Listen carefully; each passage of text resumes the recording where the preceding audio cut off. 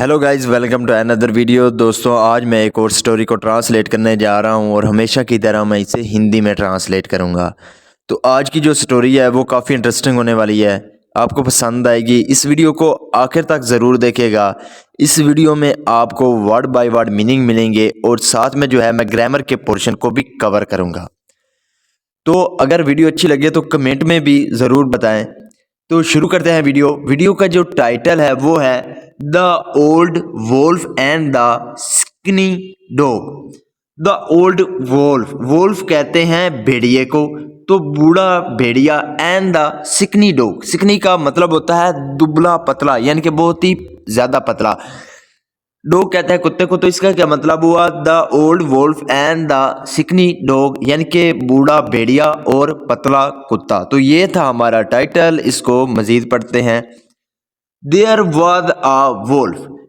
There, यहाँ पे जो देयर है ये सब्जेक्ट के रूप में है, इसका कोई मतलब नहीं होता। जब ये सब्जेक्ट के रूप में इसका यूज किया जाता है तो इसका कोई मतलब नहीं होता। अगर ये ऑब्जेक्ट के रूप में यानी कि आखिर पर आए तो ये वहां का सेंस देता है, यानी कि ये इसका उस वक्त मतलब होता है वहां। तो ये सब्जेक्ट के रूप में है, इसलिए यहाँ पे इसका कोई मतलब नहीं है। तो देयर वॉज अ वोल्फ, एक भेड़िया था। वोल्फ कहते हैं भेड़िए को।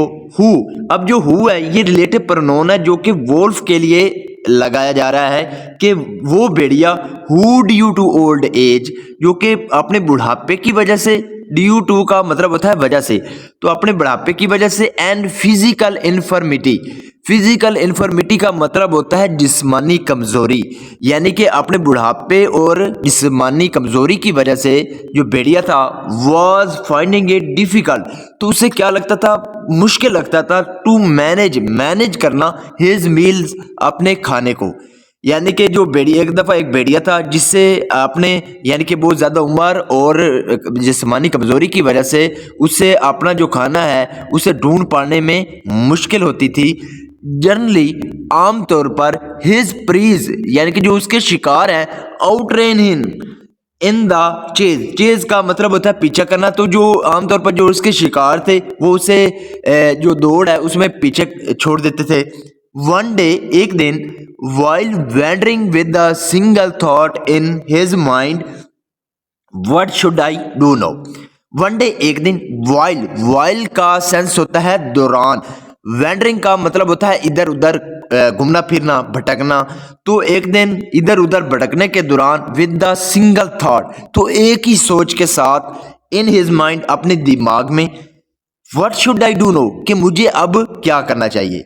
यानी कि एक दिन एक ही सोच के साथ इधर उधर भटकने के दौरान उसने सोचा कि मुझे अब क्या करना चाहिए। The wolf, the poor wolf met a street dog who looked all skin and bones due to the hunger he had to face. The poor wolf, यानी कि जो वो बेचारा या जो भूखा जो भेड़िया था, मेट, वो मिला, मीट की सेकंड फॉर्म है मेट, वो मिला। अ स्ट्रीट डॉग, तो एक जो गली का कुत्ता है उससे मिला। अब हु जो है ये कुत्ते के लिए है, यानी कि जो स्ट्रीट डॉग है उसके लिए है। हु लुक्ड ऑल स्किन, जो कि यानी कि बहुत ज्यादा पतला दिखता था, एंड बोन्स, और उसकी हड्डियां दिखती थी। ड्यू टू द हंगर, किसकी वजह से? ड्यू टू का सेंस होता है की वजह से, तो हंगर यानी कि भूख की वजह से उस यानी कि वो उसकी जो हड्डियां हैं वो दिखती थी और वो बहुत ही दुबला पतला था। ही हैड टू फेस, यानी कि उसे जो फेस करना पड़ती थी, यानी कि जो भूख उसे बर्दाश्त करना पड़ती थी, उसकी वजह से उसकी हड्डियां निकली हुई थी और वो बहुत ज्यादा पतला दिखता था।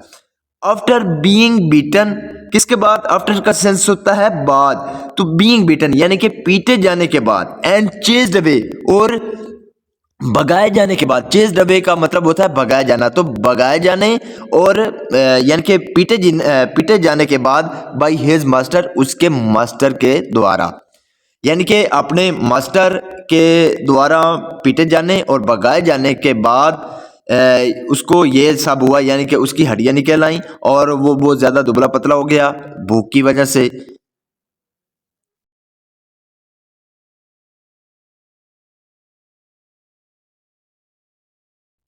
How would you like to be a little more generous and allow me to eat you, said the wolf to the dog happily.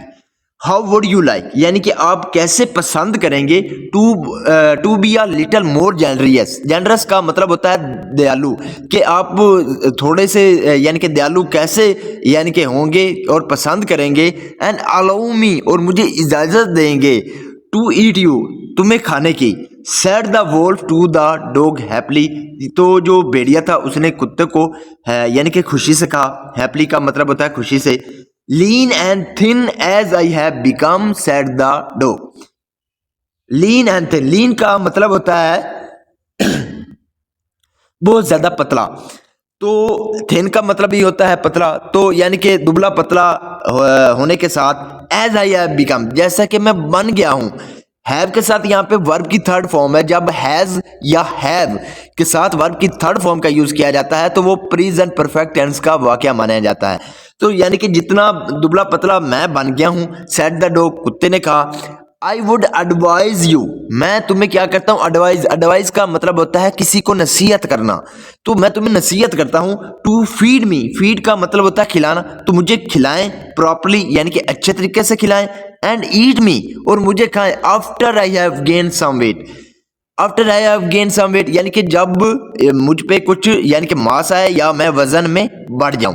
तो कुत्ते ने क्या कहा कि मैं तुम्हें ये जब जो भेड़िया था उसने कहा कि मैं तुम्हें खाना चाहता हूं, तो उसने कहा कि मैं तुम्हें यही एडवाइस दूंगा कि आप मुझे प्रॉपरली खिलाएं और मुझे खाएं जब मेरा जो है वेट वो बढ़ जाए।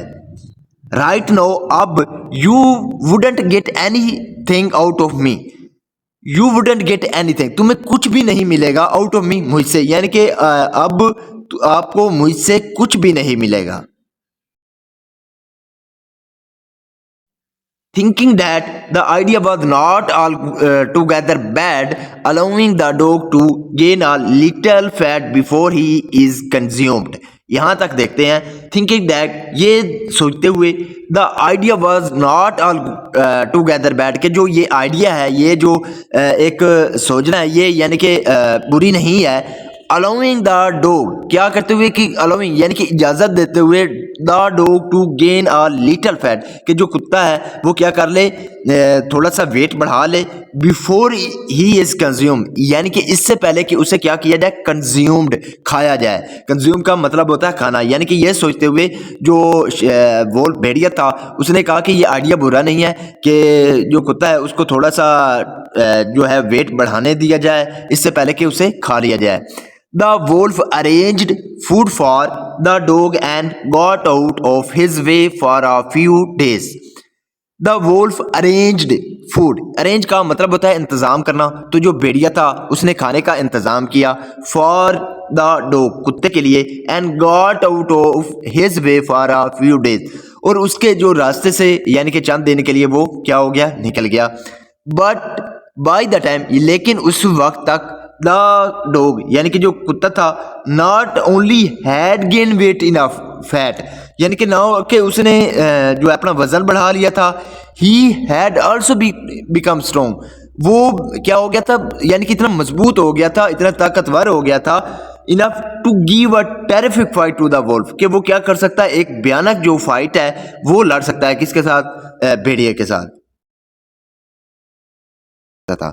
So this is the video guys, अगर आपको पसंद आई हो तो इस वीडियो को लाइक कर दें, चैनल को सब्सक्राइब कर दें, वीडियो अच्छी लगी हो तो कमेंट जरूर करें। Have a nice day, good bye.